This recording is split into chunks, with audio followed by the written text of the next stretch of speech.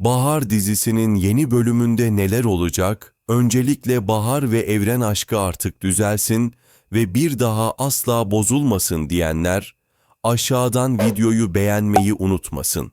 Şimdi hazırsanız yeni bölüm detaylı analizimize başlayalım. Bahar dizisinin yeni bölümünde Seren'in gözlerini açmasıyla birlikte Bahar'ın hayatında bir kez daha sessiz bir fırtına başlar. Günlerce, haftalarca beklediği o an geldiğinde hissettiği şey mutluluk değil, derin bir karmaşadır. Çünkü Seren'in uyanışı sadece bir mucize değil, aynı zamanda geçmişte saklanan bütün duyguların yeniden ortaya çıkması anlamına gelir. Bahar'ın kalbi hem umutla hem korkuyla çarpar. Gözlerini açan bir kadının sessiz bakışlarında yıllar önce kaybolmuş bir hikayenin yankısı gizlidir. Seren'in uyanışı, Aziz ile Uras arasındaki dengeleri bir anda bozar. Uras içindeki öfkeyi bastıramazken, Aziz geçmişte verdiği yanlış kararların ağırlığını taşır. İkisinin de kalbinde Seren'e dair farklı bir yara vardır. Ama Bahar, bu iki adamın da taşıdığı yüklerin arasında sessiz bir denge kurmaya çalışır. Çünkü her biri Bahar'ın hayatına dokunmuş ve onu farklı şekillerde değiştirmiştir. Bu değişim artık sadece duygusal bir mesele değil, hayatın yönünü belirleyecek kadar önemlidir.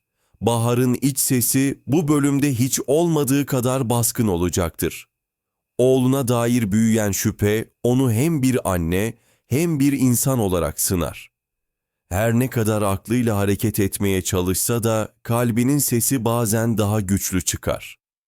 Oğlu için doğru olanı yapmak ister ama doğru ile yanlış arasındaki çizgi bulanıklaşır.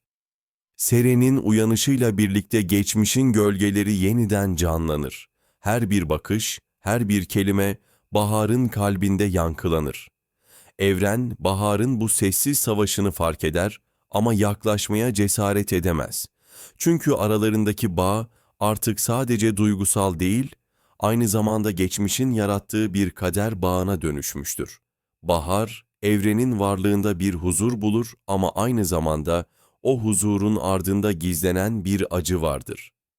Harun ise kendi gerçeğiyle yüzleşmek üzeredir. Yıllardır sakladığı sır artık taşınamayacak kadar ağırdır.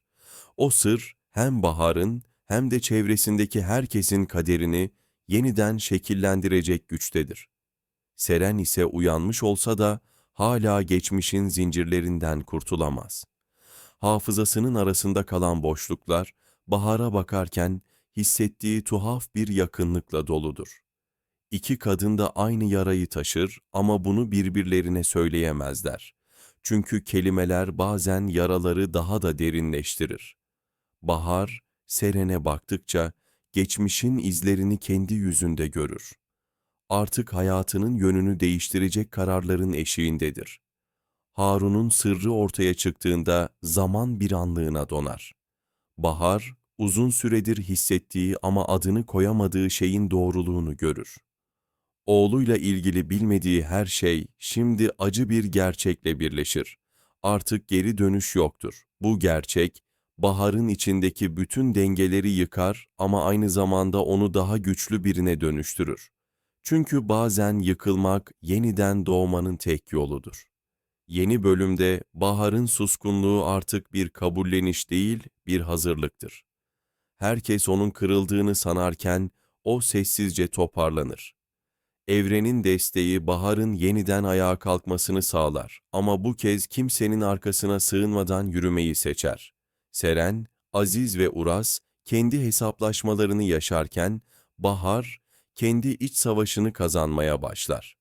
Artık sadece geçmişin kurbanı değildir. Bu kez kendi kaderini yazan, kendi doğrularını savunan bir kadına dönüşür. Gelecek bölüm, Bahar'ın tamamen değiştiği, içindeki sessiz gücün ortaya çıktığı bir dönüm noktası olacak. Yıllardır susturulan duygular artık kelimelere sığmayacak kadar büyür. Oğlu, Seren, Evren, Harun, hepsi Bahar'ın hikayesinin bir parçasıdır ama artık hiçbiri onun kaderini belirleyemez. Bahar bu kez kendi yolunu çizecek, kendi sonunu kendi elleriyle yazacaktır. Ve bu yol, acının içinden geçip ışığa ulaşan bir kadının yeniden doğuş hikayesi olacaktır.